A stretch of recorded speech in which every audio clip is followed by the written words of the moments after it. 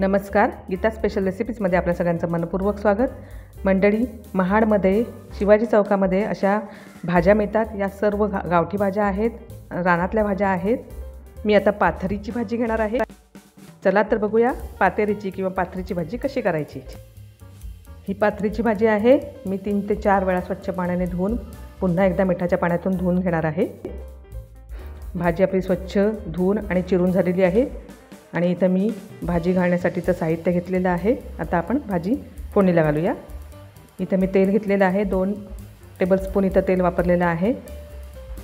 पाथरी ही रानभाजी सुद्धा खूप औषधी भाजी आहे आणि रानभाज्या या औषधी आहेतच। सगळ्या जेवढ्या तुम्ही खाल तेवढ्या त्या संपूर्ण भाज्यामध्ये प्रत्येक भाजीमध्ये औषधी गुणधर्म आहेत। मिरची टाकून घेतलेली फोडणीला आणि लसूण पाकळ्या ठेचून घातलेल्या आहेत 7 ते 8।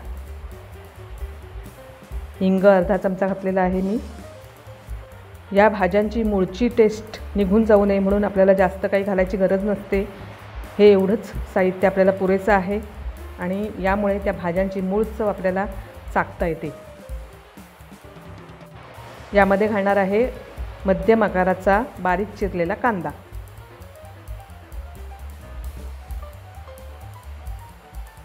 मंडळी, जेवढ्या भाज्या तुम्हाला मिळतील तेवढ्या भाज्या तुम्ही पावसाळ्यात खाऊन घ्यायला हव्यात। डाळ टाकलेली आहे, डाळ भिजत घातली होती आणि आता ती कांद्यामध्ये घातलेली आहे। कांदा थोडा मऊ होण्यासाठी मी याच्यामध्ये मीठ घालणार आहे आणि डाळ शिजण्यासाठी आपण याच्यामध्ये पाणीही वापरणार आहोत। पावसाळ्यात ह्या 4 महिने भाज्या आपल्याला मिळतात। काही भाज्या जून होत असल्या तरी काही भाज्या आपल्याला छान फ्रेश मिळत असतात। त्यातलीच एक भाजी म्हणजे पाथरीची भाजी आणि धानगी ही भाजीसुद्धा मी आता नुकतीच तुम्हाला रेसिपी शेअर केलेली आहे। ही भाजीसुद्धा तुम्हाला अजूनही मिळू शकते। हळद पाव चमचा घातलेली आहे। ही भाजी चवीलाही खूप अतिशय सुंदर असते। खूप छान मस्त टेस्ट आहे या भाजीला। लहान मुलेसुद्धा अगदी आवडीने या भाज्या खातील अशा या रानभाज्यांची टेस्ट आहे। त्यामुळे लहान मुलांना अगदी आवर्जून या भाज्या खायला शिकवलं पाहिजे। त्यामुळे त्या भाज्यांची माहितीही त्या मुलांना होईल। झाकण ठेवून आपण शिजवून घेणार आहोत।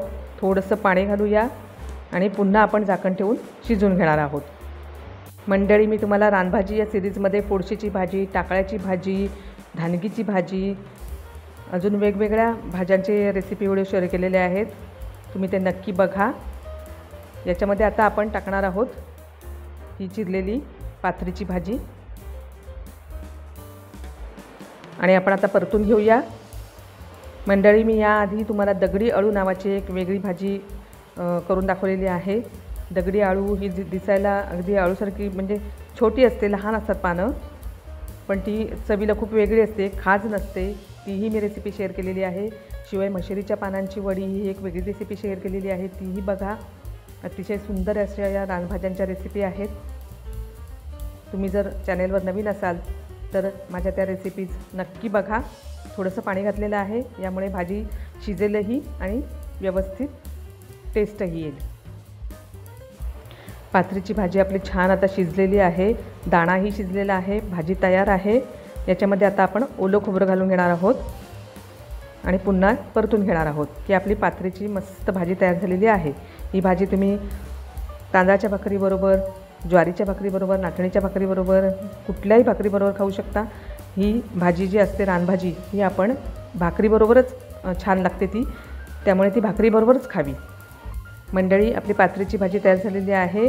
तुम्हाला ही रेसिपी आवडली असेल तर रेसिपीला लाईक करा, शेअर करा आणि चॅनेलवर नवीन असाल तर चॅनेलला सबस्क्राईब नक्की करा। यामुळे माझ्या नवीन व्हिडिओचं नोटिफिकेशन तुम्हाला लगेचच मिळेल। चला तर मग भेटूया पुन्हा माझ्या नवीन रेसिपीसह गीता स्पेशल रेसिपीजमध्ये। धन्यवाद।